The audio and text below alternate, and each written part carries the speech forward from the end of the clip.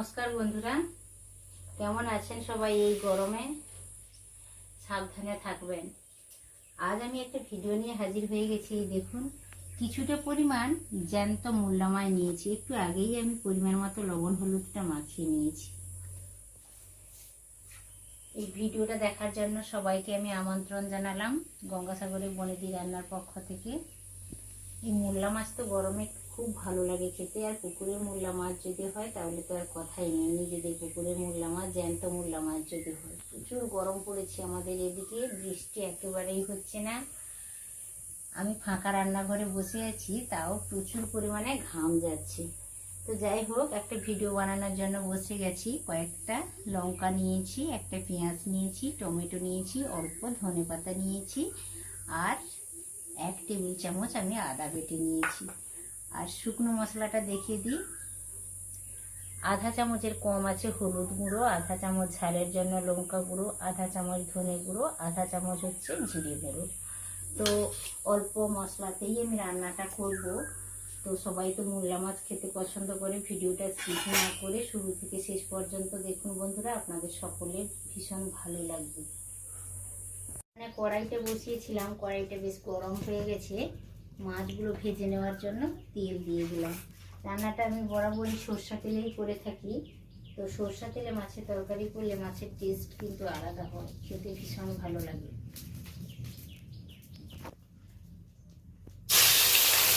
তেলটা বেশ গরম হয়ে গেছে, অল্প অল্প করে মাছ দিয়ে দিচ্ছি। একসাথে সব মাছটা দেবো না, অল্প অল্প করে ভেজে নেব। আমাদের পুকুরেরই মূল্লা মাছ ধরা হয়েছে। তো মূল্লা মাছ তো এই গরমের সময় বেশি পাওয়া যায়, পুকুর থেকে ধরে খাওয়া হয়। খেতে কিন্তু দারুণ লাগে। আর এইভাবে আমি যেভাবে রান্না করছি ওইভাবে যদি রান্না করে খাওয়া যায় তাহলে এই মূল্লা মাছের তরকারি দিয়ে পুরো ভাজই খাওয়া হয়ে যাবে। ওইদিকে মাছটা ভাজা হচ্ছে হোক, তত সময় বাকি প্রিপারেশনটা করে নেব। টমেটো, পেঁয়াজ, কাঁচা লঙ্কা, ধনেপাতা সমস্ত আমি কেটে নেব। আর মূল্লা মাছের তরকারিতে যদি পেঁয়াজটা গ্রেট করে দেওয়া হয় তাতে কিন্তু খুবই ভালো হয় বন্ধুরা। মাছগুলো বেশ একটা দিক ভালো করে লাল লাল হয়ে গেছে, ভালো করে নাড়াচাড়া করে দিলাম। আর একটা দিক ভালো করে ভেজে নেব। তারপর মাছটা নামিয়ে নিয়ে বাকি মাছটা সেমভাবে আমি ভেজে নেব। এইভাবে মূল্লা মাছ ভেজে নিলে খেতে ভালো লাগে। এর থেকে কড়া করে ভাজলে কিন্তু খেতে ভালো লাগে না। তো কিছুটা পরিমাণ আমার ভাজা হয়ে গেছে, আর অল্প মাছ রয়েছে, ওটা আমি একইভাবে ভেজে নেব। আমার রান্নাঘরের পাশে বন্ধুরা কামিনী গাছ, কামিনী গাছে তো প্রচুর পরিমাণে ফুল হয়েছে। দেখুন কি দারুণ দেখাচ্ছে, আর কি সুগন্ধ কামিনী। কেটে নিয়েছি লঙ্কাগুলো আধা চেরা করে, টমেটোটাও কেটে নিয়েছি, একটা গ্রেটার নিয়েছি, গ্রেটারে পেঁয়াজটা একটু গ্রেট করে নিয়েছি। মোরেলা মাছের তরকারি পেঁয়াজ গ্রেট করে দিলে ভীষণ ভালো লাগে। গ্রেভিটা একটু মোটা হয়ে যায় আর টেস্ট সম্পূর্ণ আলাদা আছে। মাছগুলো সব ভাজা হয়ে গেছে, পুরো ব্রাউন কালারের করে মাছটা ভেজে নিয়েছি। এরপর মাছটা রান্না করব, মশলা রেডি করব। সরষের তেল দিয়ে দিলাম। তেলটা আমি একটু কমই ব্যবহার করি বন্ধুরা, আপনারা চাইলে আরও অল্প তেল ব্যবহার করতে পারেন। কারণ গরম পড়েছে, বেশি তেল মশলাদার খাবার খেলে শরীর অসুস্থ হবে, তাই আমি একটু কম তেল। ছোটো চামচের 1 চামচ আমি ফোড়নের জন্য কালো জিরে দিলাম। গ্রেট করা পেঁয়াজটা দিয়ে দিয়েছি।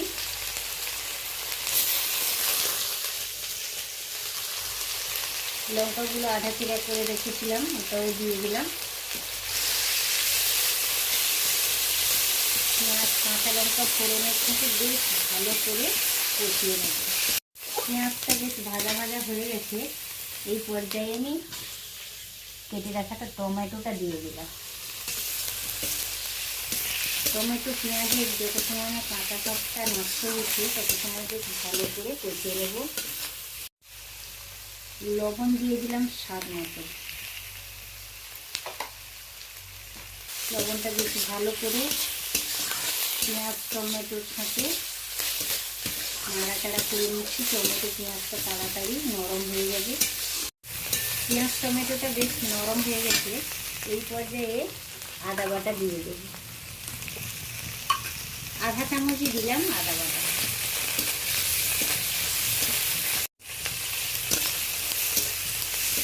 টমেটো পেঁয়াজের সাথে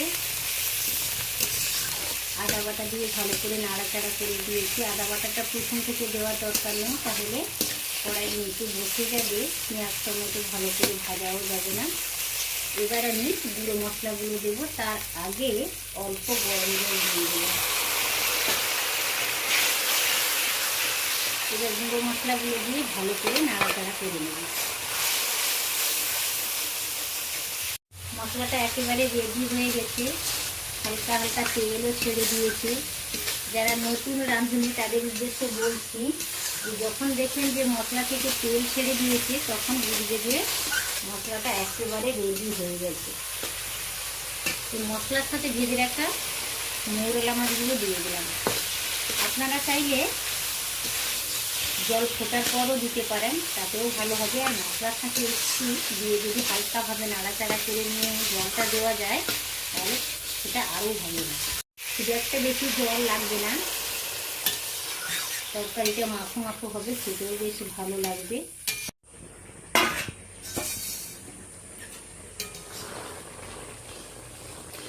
হালকা করে একটু নাড়াচাড়া করে নিলাম। তরকারিটা বেশ অনেকটাই হয়ে গেছে।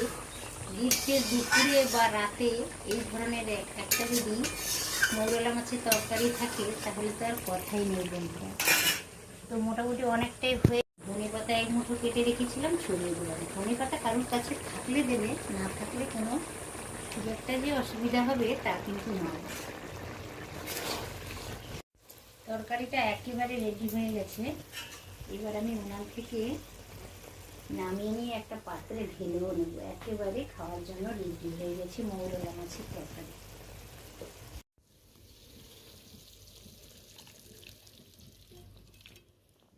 এই দেখুন বন্ধুরা, মৌরলা মাছের তরকারিটা জ্যান্ত মৌরলা মাছের তরকারি বা মৌরলা মাছের তরকারি যাই বলা হোক না কেন একেবারে খাওয়ার জন্য রেডি হয়ে গেছে। আমি একটা পাত্রে নামিয়ে নিয়েছি। কতটা সুন্দর দেখাচ্ছে দেখুন, কালারও সুন্দর চলে এসেছে আর ভীষণ সুন্দর একটা মৌরলা মাছের ঝালের সুন্দর সুগন্ধ চলে আসছে। তো বন্ধুরা এইভাবে আপনারা বানিয়ে খান, আর কেমন হয়েছে আমাকে অবশ্য কমেন্টের মাধ্যমে রিপ্লাই করবেন। আর যদি ভালো লেগে থাকে তাহলে ভিডিওটা যদি ভালো লাগে সবার, তাহলে ভিডিওতে একটি লাইক দিয়ে দিবেন। আর পরিচিতদের মধ্যে, ফ্যামিলির মধ্যে, ফ্রেন্ডসদের মধ্যে, সবার মধ্যে ছড়িয়ে দেওয়ার চেষ্টা করবেন যাতে সবাই দেখতে পায়। আর আমার চ্যানেলটিকে অবশ্য সাবস্ক্রাইব করে রেখে দেবেন বরাবরের জন্য। ছোট্টখাট্ট নিত্য নতুন ভিডিওর আপডেট পাবেন। আজ তাহলে আসি বন্ধুরা, সবাই সুস্থ থাকুন, ভালো থাকুন। আবার অন্য কোনো দিন হাজির হয়ে যাব কোনো রেসিপি নিয়ে। তত সময় সুস্থ থাকুন, ভালো থাকুন, ভালো খান। এই গরমে সবাই সাবধানে থাকবেন। আজকের মতো টাটা, নমস্কার।